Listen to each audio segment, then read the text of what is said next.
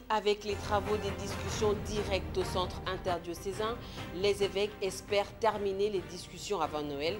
Pour faire face à cette course contre la montre, un comité restreint a été mis en place pour aplanir les divergences de vues survenues dans 2 commissions, gouvernance et processus électoral. 19 personnes tuées par balle et 113 arrestations. C'est le bilan de la manifestation du 20 décembre rendue publique par le Bureau conjoint des Nations Unies aux droits de l'homme. La MONUSCO condamne l'utilisation des armes létales dans l'opération de maintien de l'ordre public. Et 24 heures après une ville presque morte lundi et mardi, la ville reprend son cours normal dans la capitale. Au centre-ville, boutiques, magasins et autres négoces ont ouvert leurs portes. Mesdames, Messieurs, bonsoir. Dialogue inclusif, les discussions directes ont repris ce mercredi 21 décembre au centre interdiocésain, assises qui reprennent après le retour des évêques catholiques à Kinshasa en provenance du Vatican. Ils ont transmis le message du pape aux Congolais. Le Saint-Père demande aux uns et aux autres d'être acteurs de la paix. Reportage Rachel Kitita et Doudou Kassouba. Comme annoncé, les discussions directes se poursuivent au centre interdiocésain sous la médiation de la SENCO. Dans la salle, la présence de toutes les composantes. Du côté des signataires de l'accord, tous les délégués ont répondu présents. Même si, à l'opposition non signataire de l'accord, quelques délégués ont manqué à l'appel, la plupart ont répondu présents, en tête le chef de la délégation, Félix Tshisekedi Tshilombo. La reprise des discussions commence par une prière, une pensée pour les Congolais tombés le 20 décembre 2016. À ce sujet, le président de la SENCO a déploré les morts enregistrés sur toute l'étendue de la République démocratique du Congo. Il a demandé que les auteurs de crimes répondent de leurs actes. Avant de poursuivre, le président de la SENCO a fait à l'assistance le compte-rendu du voyage des évêques. À Rome, en Italie, les évêques ont rencontré le pape François. Avec lui, ils ont évoqué la question de la République démocratique du Congo. À ce sujet, le pape a transmis un message aux acteurs politiques, appelant les uns et les autres d'être artisans de la réconciliation et de la paix. Le pape François poursuit. L'archevêque Utembi assure le Congolais de son soutien et de son affection. J'adresse de nouveau un vibrant appel à tous les Congolais pour que, en ce moment délicat de leur histoire, ils soient artisans de la réconciliation et de la paix. Que ceux qui ont des responsabilités politiques écoutent la voix de leur propre conscience. Qu'ils sachent voir les souffrances cruelles de leurs compatriotes et qu'ils aient à cœur le bien commun. En assurant de mon soutien et de mon affection le peuple aimé de ce pays, les évêques espèrent terminer les assises au plus tard le 24 décembre avant Noël. Et pour gagner du temps et finir avant Noël, les princes de l'Église catholique ont décidé de travailler avec un comité restreint. L'organe devra aplanir les divergences de vues survenues dans 2 commissions, à savoir gouvernance et processus électoral. Rachel Kitita de Doudou Kassouba, reportage. À la SENCO, on espère terminer les discussions avant Noël, insiste l'archevêque Utembi. La SENCO fait savoir son président refuse d'être un accompagnateur passif au triste sort de la population.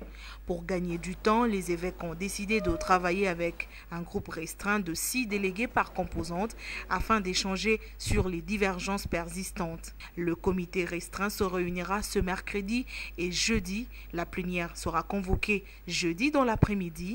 Les délégués adhèrent à l'idée des évêques. Maintenant, pour arriver à une solution après les éléments de blocage qui ont été relevés dans les commissions sur les institutions, la gouvernance et la commission sur les élections, eh bien, on a ramené ça maintenant à un groupe de travail, 8. Et nous espérons qu'on arrivera à forger une solution la plus consensuelle possible. C'est ici que se définit l'avenir du pays. Donc voilà, et les équipes se sont resserrées pour traiter, les institutions à mettre en place maintenant pour gérer la transition. 2. Les calendriers électoraux. Et 3. Parler de la CENI. Et enfin 4. Parler de la décrispation politique. L'opposition entend finir avec la crise de légitimité du pouvoir qui sévit au pays depuis le 20 décembre 2016. Mais nous sommes venus trouver des solutions quant à l'illégitimité, l'illégalité de M. Kabila au pouvoir. Parce que nous continuons à penser qu'il faut trouver une solution à la crise qu'ils ont provoquée et cette solution est encore possible. Nous venons aussi avec l'idée qu'après le 19 décembre, que nous puissions travailler sur une priorité, l'organisation des élections dans un temps très court. Je pense qu'aujourd'hui, que le 19 décembre est passé. Je pense aussi que le 20 décembre soit passé, est l'occasion pour que nous ne puissions pas nous éterniser ici, que finalement nous sortions de là avec des propositions concrètes. Si tout se passe comme le prévoit la SENCO, l'accord du centre interdiocésain sera le cadeau de fin d'année de la classe politique congolaise à son peuple. 19 morts par balle, 45 blessés et 113 arrestations. Bilan des manifestations du 20 décembre publié ce mercredi par le Bureau conjoint des Nations Unies aux droits de l'homme. Le représentant spécial du secrétaire général de l'ONU demande plus de retenue de la part des services militaires, principaux acteurs et auteurs des violations de droits de l'homme. Hermione Nyanvou, Albert Romba, Alain Zongola pour le reportage. La MONUSCO s'inquiète du nombre élevé de cas d'arrestation et de détention enregistrés entre le 19 et 20 décembre 2016. 113 cas d'arrestation ont été recensés à travers le pays et perpétrés par le service de sécurité congolaise selon le rapport rendu public par la mission onusienne. Il déplore le caractère arbitraire de certaines de ces arrestations. Depuis le 16 décembre, l'Organisation des Nations Unies a recensé 113 arrestations dans le pays, dont des dirigeants et des sympathisants de l'opposition, des activistes de la société civile et des défenseurs des droits de l'homme, des professionnels des médias ainsi que d'autres personnes. La plupart de ces arrestations ont été effectuées par la police nationale congolaise, l'Agence nationale de renseignement et la garde républicaine et ont eu lieu à Goma, Kinshasa, Bukavu, Lubumbashi et Matadi. Pour ce qui est des cas de décès, le rapport du Bureau conjoint des Nations Unies pour le droit de l'homme vient de publier un rapport indiquant 19 morts par balle. Nous sommes très préoccupés par les usages excessifs de la force par les agents étatiques, notamment la PNC, la garde républicaine, la police militaire et l'ANR. Nous avons documenté au moins 19 cas confirmés de morts par balle et nous sommes en train de vérifier encore des autres cas. Aussi, 45 personnes blessées et les chiffres très élevés des arrestations à Kinshasa, Lubumbashi, Matadi et Goma. Dans un communiqué rendu public, le chef de la mission onusienne de la RDC souligne la nécessité de respect par tous des lois de la République. La mission onusienne a également condamné l'utilisation des armes létales lors des opérations de maintien de l'ordre au cours des manifestations du 20 décembre. En dehors de la police formée dans ce domaine, la MONUSCO constate avec regret l'intervention des forces militaires pour mater les manifestants. Hermione Nyanvou, Albert Romba et Alain Zongola pour le reportage. Le nombre toujours élevé des cas de décès de la population civile lors de manifestations publiques inquiète la MONUSCO. La mission onusienne s'insurge contre l'utilisation des armes non létales pour mater les manifestants. Nous avons toujours prôné, d'ailleurs, la non-utilisation des armes létales. Parce que le maintien de l'ordre, le contrôle des foules ne se fait pas avec des armes létales. Et je pense très bien que lors des premières élections, ici, beaucoup d'équipements, beaucoup d'entraînements, beaucoup de formations ont été quand même dispensés aux forces de défense et de sécurité congolaises pour la non-utilisation des armes létales. Évidemment, il y a aussi une question qui est fondamentale. Nous ne travaillons pas, nous ne sommes pas aux côtés de la police nationale congolaise lorsqu'ils sont déployés dans la ville de Kinshasa. Donc je pense que cette question, on devrait l'inverser, vous devrez la poser directement aux responsables de la police nationale congolaise en leur disant mais pourquoi vous utilisez des armes létales? Au lieu de dire à la MONUSCO pourquoi est-ce que les policiers de la congolais utilisent des armes létales. Donc c'est ce que je peux répondre et c'est pour cela d'ailleurs, comme l'a dit mon collègue José Maria, nous continuons, nous poursuivons nos efforts en dénonçant, en documentant et en disant à tout le monde que ceux qui ont eu à faire usage d'armes létales, en tout cas qui ont tué des Congolais, devront en répondre tôt ou tard devant des juridictions accomplies. Maman Sambo Sidikou demande dans son communiqué rendu public aux autorités congolaises de garantir les libertés des manifestations, des réunions dans l'espace politique congolais. On passe à autre chose. 24 heures après une ville presque morte lundi et mardi, la vie reprend timidement dans la capitale. Quelques boutiques, magasins et autres négoces ont ouvert leurs portes. La population commence petit à petit à vaquer librement à ses occupations, mais dans certains coins de Kinshasa, quelques psychoses règnent encore. Constat fait par Hermine Yonvou et Sonny Moulopoué. Après 2 journées mi-figue, mi-raisin, la vie reprend au quartier Bateke et Mongo, dans la commune de Matete, comme partout ailleurs. Pas d'engouement habituel, quelques jeunes sont visibles sur les avenues en train d'observer les climats du pays. À quelques mètres de là, sur le boulevard Lumumba, le transport en commun a repris timidement. Les passagers disent se rendre paisiblement au service pour chercher le pain quotidien. Au quartier Matongé, dans la commune de Kalamou, quelques tenanciers de terrasses s'apprêtent à accueillir leurs clients. Les stations-service, les banques ont réouvert leurs portes après 2 jours d'une ville apparemment fantôme.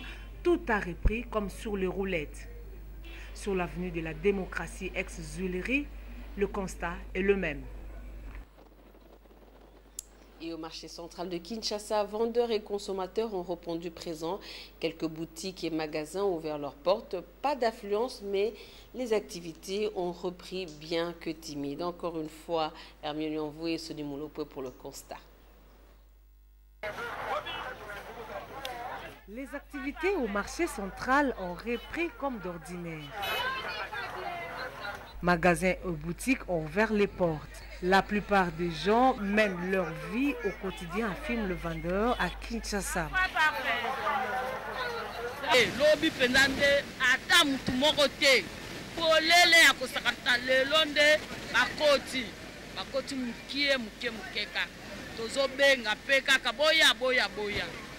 yango moni biso tovandi na banzala pe na libumu tokoki kovanda na ndako te batika biso tranquille toya koluka mbongo na biso tolesa bana na biso kimia ezala toteka tofete na bana na biso joyeux Noël ezala kitoko mutu oyo asaka kopi na ye po aye na kopi na ye asaka na mesa kosala baoya makambo kate ko président biboyo nga biboyo te saka ndo bimaka ko tiki bana oyo se musala no mesa kosala osali ozi mbongo no oya ozoni palin so la ndima mamboka omisala ya grave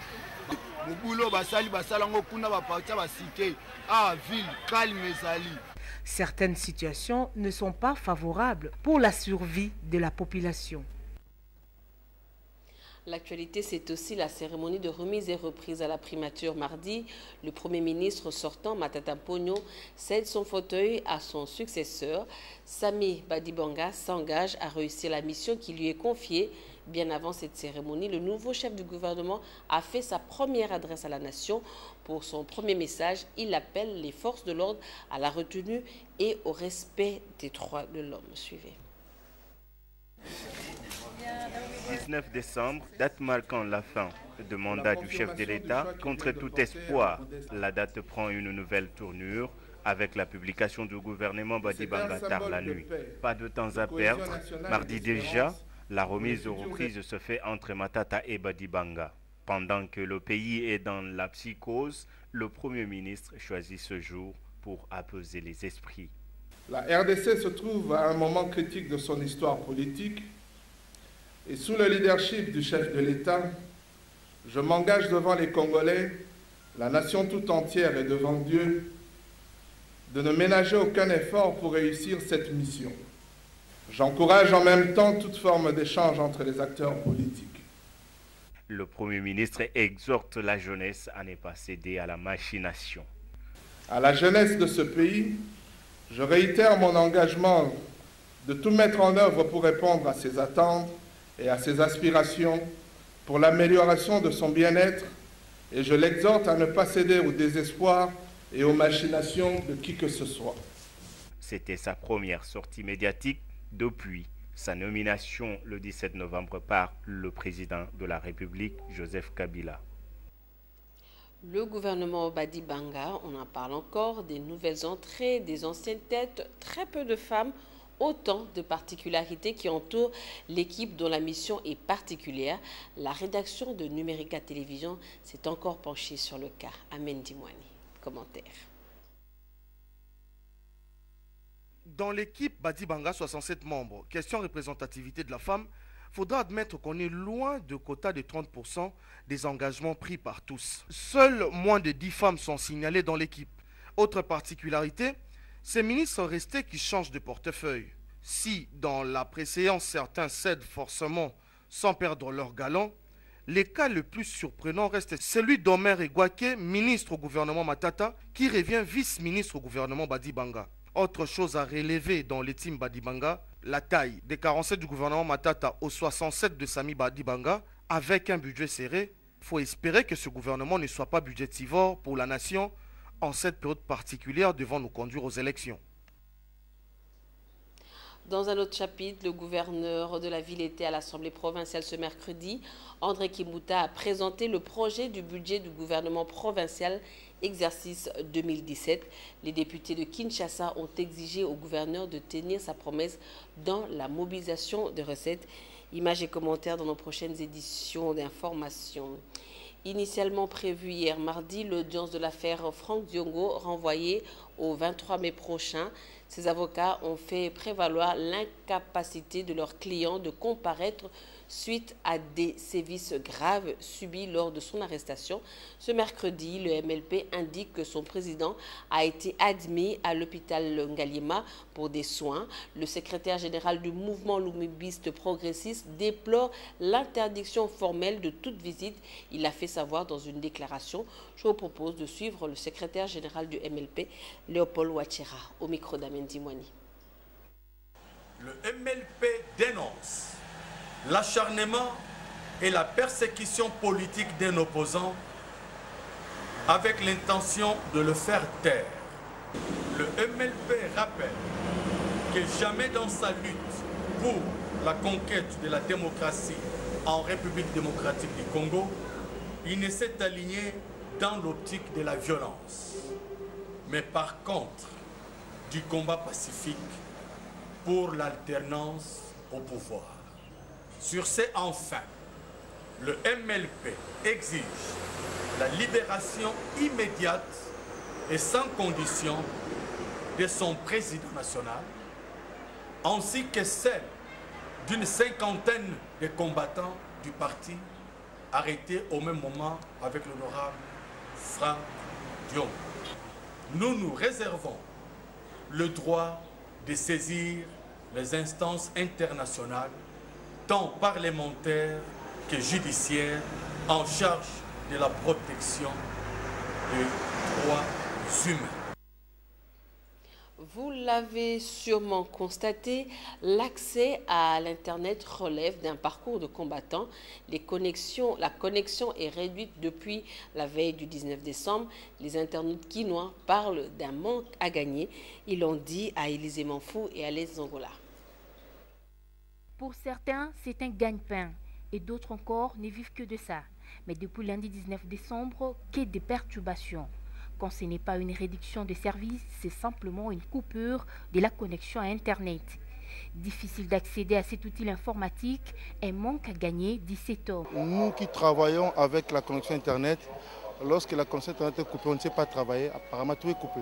On ne sait pas avoir de mail, on ne sait pas contacter nos partenaires. Donc, apparemment, c'est un manque à gagner pour nous. La connexion à Internet permet d'échanger les informations selon certains Quinois. Si c'est une mesure venant des autorités, cela ne les enchante pas du tout. En tout cas, à mon goût, on trouve la mesure un peu sévère, exagérée, mais bon.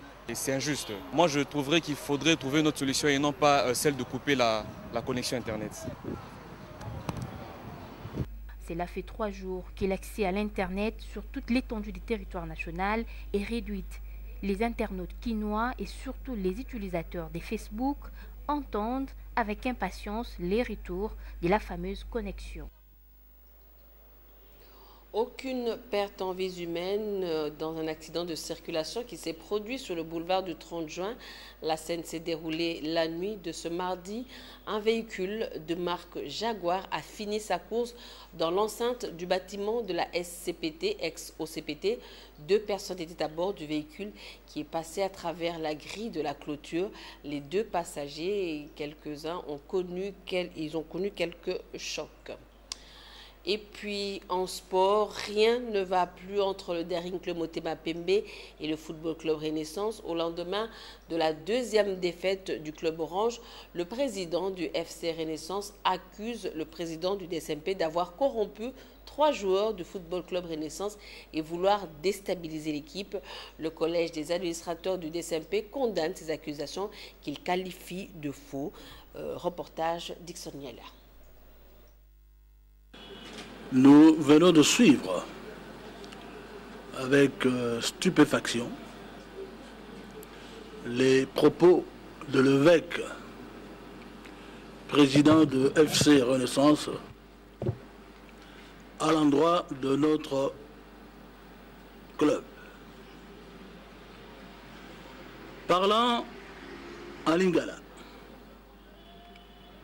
je me suis étonné de le voir parler, utiliser un terme juridique en français. Les manœuvres dilatoires. J'aurais bien voulu savoir ce qu'il entend par manœuvre dilatoire. Terme juridique qu'il utilise à mauvais escient, qu'il utilise à tort et à travers. Principalement dans son discours, peu élogieux d'ailleurs, il a fait usage des imputations dommageables, des injures publiques et de la calomnie. Alors que lui, en tant qu'homme de Dieu, il aurait dû savoir que la calomnie est comme la guêpe. Je crois que vous avez suivi avec beaucoup d'intention le colonel Yoké. Je reviens à dire aux supporters du Daring Club Motema Pembe que cette année, nous avons des objectifs que nous tenons coûte que coûte à poursuivre et à réussir à ces objectifs. Le début, nous avons dit que le Daring était aveu de problèmes de joueurs. C'est ainsi que nous sommes mis autour d'une même table pour recruter les bons joueurs. Ici, je veux dire que chaque poste a 3 joueurs titulaires. Et c'est ce qui fait aujourd'hui que le Daring est en train de vibrer au vu de tout le monde. Je vais demander à nos supporters de ne pas être distraits. Ne soyez jamais distraits parce que les ennemis du Daring Men, en voyant le Daring vibrer, ils ont commencé à chercher des boucs émissaires. Mesdames, Messieurs, merci de l'attention accordée à cette édition du journal. Ce journal est terminé. Il ne me reste plus qu'à vous souhaiter bonne suite de programme sur Numérica Télévision. Au revoir.